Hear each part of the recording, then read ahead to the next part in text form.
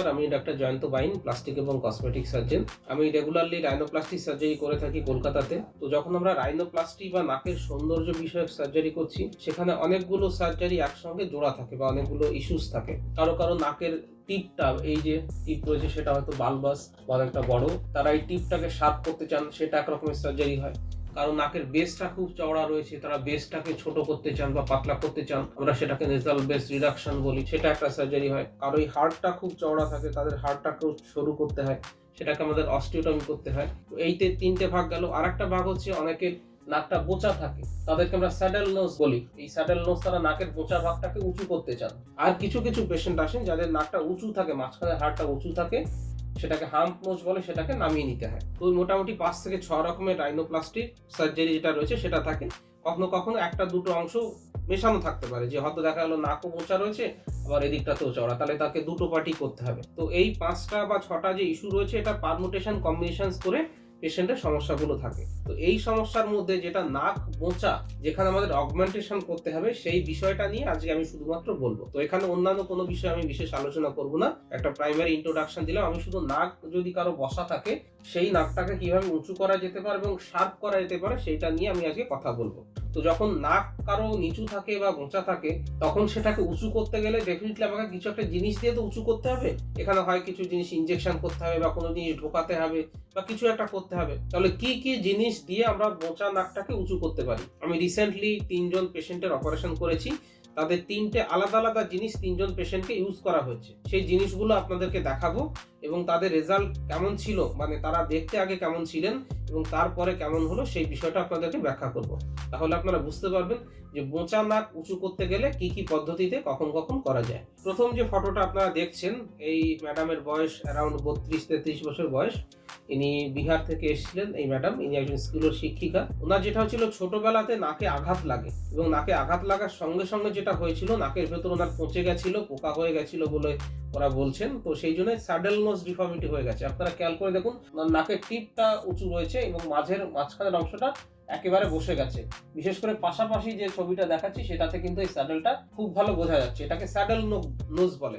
ঘোড়ার পিঠ যেমন আমরা বসি, তার পিঠের উপরে যেরকম হাওদা থাকে বা স্যাডেল থাকে, সেরকম স্যাডেল নোজ হয়ে গেছে। তো এই ধরনের পেশেন্টদের ক্ষেত্রে সার্জারি করা অত্যন্ত জটিল, কারণ এটার যে নাজাল সেপ্টাম থাকে, সেই সেপ্টামটা কিন্তু ক্ষতিগ্রস্ত হয়েছে। এবং এই ধরনের নাকের স্কেলিটন যেহেতু খুব নরম থাকে, তাদেরকে একটা শক্ত স্কেলিটন আমাদেরকে দিতে হয়। এই ধরনের পেশেন্ট যখন আসেন, তাদের ক্ষেত্রে কিন্তু শক্ত স্কেলিটন না দিলে পরে আমরা এই স্যাডলিংটাকে ঠিক করতে পারবো না। আমরা ওনার ক্ষেত্রে ওনার বুকের থেকে যে তরুণাস্থি হয়, রিবের সঙ্গে যে তরুণাস্থি লেগে থাকে বা যেটাকে রিব কার্টিলেজ বলে, সেই রিব কার্টিলেজ নিয়েছিলাম। কারণ রিব কার্টিলেজ শক্ত হয়, স্টেবল হয়, সেটাকে সহজে বাঁকানো যাবে না এবং সেটা একটা স্টিফ বা সেটা একটা ভালো রকমের স্ট্রাকচার দেবে, যার উপরে নাকের চামড়াটাকে আমরা ড্রেপ করতে পারি। ওনার যেহেতু একটা জটিল ক্ষেত্র ছিল, সেই জন্য আমরা রিব কার্টিলেজ নিয়ে বা রিবের থেকে আমরা তরুণাস্থি নিয়ে ওনার নাকটাকে রিপেয়ার করেছি। এইভাবে এই ধরনের ক্ষেত্রে যাদের ট্রমার কারণে বা কোনো ইনফেকশনের কারণে বা প্রিভিয়াস সেপ্টোপ্লাস্টির কারণে যাদের নাকটা বসে গেছে, এই ধরনের স্যাডেল নোজ যাদের হয়েছে, যেখানে প্রিভিয়াস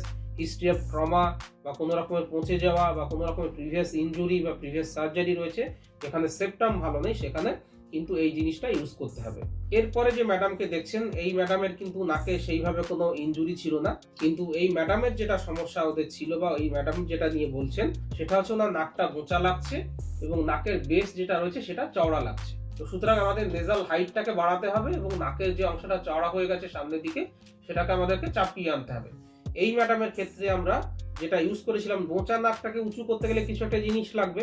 সেক্ষেত্রে আমরা ওনার ক্ষেত্রে যেহেতু অতটা শক্ত মেটেরিয়ালের আমাদের দরকার নেই, আমরা ওনার কানের পেছন থেকে ছোট্ট একটা কাটিং করে আমরা কানের থেকে কার্টিলেজ নিয়েছিলাম, তরুণাস্থি নিয়েছিলাম। সেই তরুণাস্থি দিয়ে আমরা কিন্তু নাকের ভেতরে গ্রাফটাকে বসিয়েছি।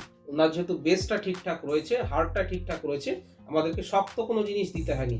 আমরা কানের তরুণাস্থি 2 কান থেকে আমরা নিয়েছিলাম এবং সেই সঙ্গে ওনার নেজাল বেস যেটা রয়েছে, অ্যালার বেস রিডাকশন বলি আমরা, অ্যালার বেস রিডাকশন করেছি। স্বাভাবিকভাবে রেজাল্টে দেখতে পাচ্ছেন ওনার নাকটা শার্প হয়েছে এবং অ্যালার বেসটা ছোট হয়েছে। দেখতে নাকটা আগের থেকে অনেকটাই সুন্দর হয়েছে, যেটা ঠিক উনি যেরকম চাইছিলেন। তো আমরা কানের তরুণাস্থি নিয়েও কিন্তু নাকটাকে তৈরি করতে পারি, যেখানে আমাদের স্টিফ কোনো স্ট্রাকচার দরকার হচ্ছে না, যেখানে আমাদের সেপ্টাম ঠিক রয়েছে, বোনস ঠিক রয়েছে, সেক্ষেত্রে আমরা কানের থেকে অস্থি নিয়েও কিন্তু জিনিসটা করতে পারি।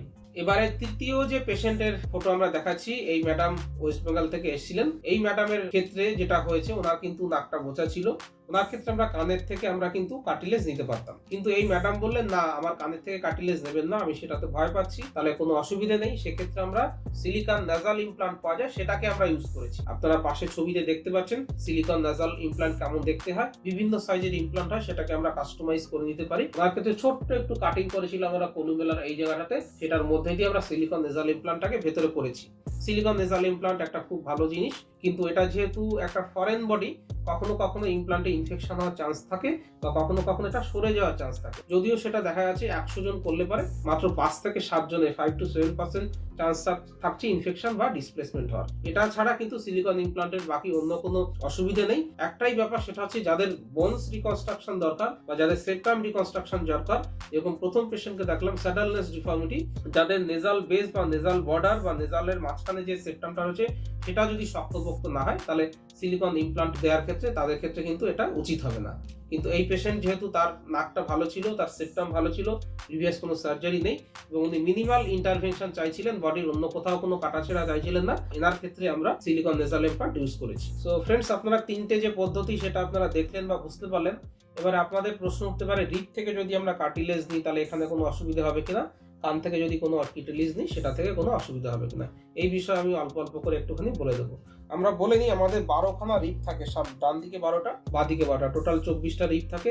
এর মধ্যে আমাদের 7, 8, 9 এই যে রিপগুলো থাকে, তার সামনের দিকের কিছুটা অংশে কার্টিলেজ থাকে, সেই কার্টিলেজটা নেওয়া হয়। টোটাল রিপের অ্যামাউন্টে যদি কার্টিলেজটা দেখেন, সেটা 1 to 2% এর বেশি হয়। ডেফিনেটলি চেস্ট থেকে কার্টিলেজ যদি নেওয়া হয়, চেস্টে হালকা ছোট্ট 2 ইঞ্চির একটা দাগ হবে, কিন্তু মহিলাদের ক্ষেত্রে সেটা ব্রেস্টের তলায়, ব্রেস্ট পিজের নিচে ঢাকা পড়ে থাকে, সুতরাং সেটা বোঝা যায় না। আর যাদেরকে সত্যি নাকের সেপ্টাম খারাপ হয়ে গেছে, যাদের কার্টিলেজটাকে আমাদেরকে রিকনস্ট্রাকশন করতে হবে, তাদের তো রিপ থেকে নিতেই হবে, অন্য কোনো উপায় থাকে না।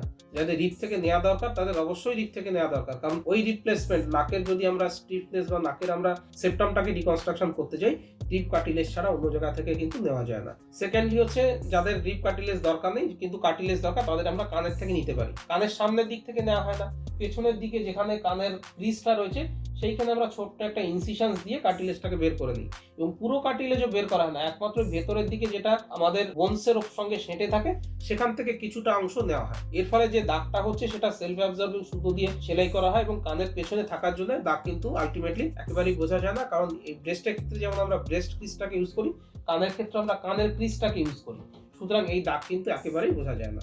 সুতরাং দাগ নিয়ে ভয় কিন্তু আপনারা পাবেন না, বিশেষ করে কার্টিলেজ দেওয়ার ক্ষেত্রে। সুতরাং বন্ধুরা, আপনারা এই ভিডিওটাতে দেখলেন কিভাবে আমরা different type of material use করতে পারি নাসাল ডরসাল অগমেন্টেশনের ক্ষেত্রে। আমি এই ভিডিওটাতে দুটো মাত্র রাইনোপ্লাস্টি যে 5 থেকে 6টা স্টেপ রয়েছে বা 5 থেকে 6টা এরিয়া রয়েছে কনসার্ন, তার মধ্যে দুটো জিনিস আমি বললাম, একটা হচ্ছে ডরসাল অগমেন্টেশন আর একটা হচ্ছে বেস রিডাকশন। সেকেন্ড পেশেন্ট যিনি ছিল তার একমাত্র আমরা বেস রিডাকশন করেছি, বাকি প্রত্যেকটা পেশেন্টের আমরা ডরসাল অগমেন্টেশন করেছি। প্রথম পেশেন্টকে রিপ গ্রাফট নিয়েছি, কারণ তার নাজাল যে সেপ্টাম ছিল সেটা ক্ষতিগ্রস্ত ছিল, সেই ক্ষতিগ্রস্ত সেপ্টামটাকে আমাদের রিকনস্ট্রাকশন করতে গেলে শক্ত মেটেরিয়াল দরকার, অতএব আমাদের বুক থেকে ছোট্ট 3 ইঞ্চির মতো কার্টিলেজ নিতে হয়েছে। সেকেন্ড পেশেন্টের ক্ষেত্রে ওনার সেপ্টামের কোনো অসুবিধা ছিল না, বেসটা চওড়া ছিল, আমরা বেসটাকে ছোট করেছি, আমরা ওদের অ্যালার্ট বেস রিডাকশন করেছি, সেই সঙ্গে নাকের অগমেন্টেশন করেছি ডরসাল, কানের থেকে কার্টিলেজ নিয়ে। এবং তৃতীয় যে পেশেন্ট রয়েছেন তিনি মিনিমাম ইন্টারভেনশন চাইছিলেন, এবং শুধু মিনিমাল ইন্টারভেনশন চাইলেই হবে না, তার অন্য কোনো সমস্যাও ছিল না, তার বেস ভালো ছিল, তার সেপ্টাম ভালো ছিল, সেক্ষেত্রে আমরা শুধুমাত্র সিলিকন ইমপ্লান্ট ইউজ করেছি। তাহলে এই 3 ধরনের ইমপ্লান্ট বা এই 3 ধরনের মেটেরিয়াল ইউজ করে আমরা ডরসাল অগমেন্টেশন করতে পারি। যারা রাইনোপ্লাস্টির অস্টিওটমি, রাইনোপ্লাস্টির হাম্প রিডাকশন, রাইনোপ্লাস্টির টিপ প্লাস্টি দেখতে চাইছেন, তারা আমার অন্য ভিডিওতে দেখতে পারেন। এই সমস্ত পেশেন্টদের আলাদা আলাদা ইন্ডিকেশনস থাকে, সেই সমস্ত ভিডিও আমার ইউটিউব চ্যানেলে পেয়ে যাবেন। আমার সঙ্গে যোগাযোগ করতে হলে নিচে কমেন্ট বক্সে এসে কমেন্ট করতে পারেন, আমি প্রত্যেকটা কমেন্টের উত্তর দিয়ে থাকি, বা আপনারা আপনার নাকের ফটো পাঠিয়ে দিলে পরে আমি দেখে আপনার কি করা দরকার, কত খরচ হবে, কিভাবে কি এগোবেন, সমস্ত ডিটেলস বলে দেবো। ভিডিওটা ভালো লাগলে লাইক করবেন, শেয়ার করবেন, চ্যানেলটাকে সাবস্ক্রাইব করবেন। ভিডিওটা দেখার জন্য ধন্যবাদ, নমস্কার।